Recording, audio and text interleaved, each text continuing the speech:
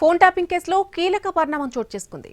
ఈ కేసులో ప్రధాన నిందితుడు స్పెషల్ ఇంటెలిజెన్స్ బ్రాంచ్ మాజీ ఓఎస్డీ ప్రభాకర్ రావుకి సుప్రీంకోర్టులో స్వల్ప ఊరట దక్కింది.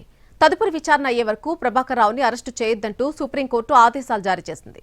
అలాగే రద్దు చేసిన ప్రభాకర్ రావు పాస్పోర్ట్ను వెంటనే పునరుద్ధరించాలని ఆదేశాలు జారీ చేసింది. ఫోన్ ట్యాపింగ్ కేసులో ఎస్ఐబి మాజీ చీఫ్ A1 నిందితుడు ప్రభాకర్ రావుకు సుప్రీంకోర్టులో రిలీఫ్ లభించింది. ఇండియా తిరిగొచ్చేందుకు ప్రభాకర్ రావు పాస్పోర్ట్ ను పునరుద్ధరించాలని సుప్రీంకోర్టు ఆదేశించింది.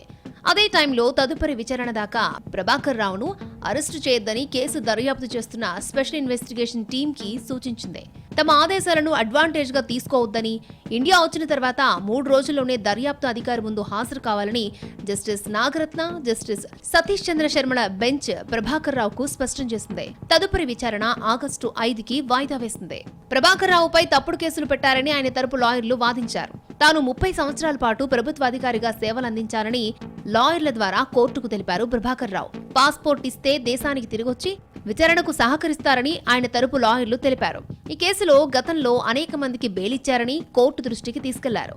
ప్రభాకర్ రావు పిటిషన్ కు విచారణ అర్హత లేదని ప్రభుత్వం తరపు లాయర్లు వాదించారు. ఎఫ్ఐఆర్ నమోదైన వెంటనే ప్రభాకర్ రావు దేశం విడిచి పారిపోయాడు. పరారీలో ఉన్న నేరస్తుడు షరతులు పెట్టడానికి వీల్లేదు. ముందస్తు బెయిల్ ఇస్తానంటేనే దేశానికొస్తానని చెప్పడం ఆమోదయోగ్యం కాదు. ఇదిలాగే కొనసాగితే సాంప్రదాయంగా మారుతుంది. ప్రభాకర్ రావును ఖచ్చితంగా అరెస్టు చేస్తాం. ఆయన చాలా తీవ్రమైన నేరాలకు పాల్పడ్డాడు. ఆ నేరాల తీవ్రత తెలిసే చెన్నై నుంచి అమెరికాకు పారిపోయాడు. కోర్టు అతన్ని ప్రకటిత నేరస్తుడుగా తీర్పిచ్చింది అని ప్రభుత్వ తరపు లాయర్లు వాదించారు.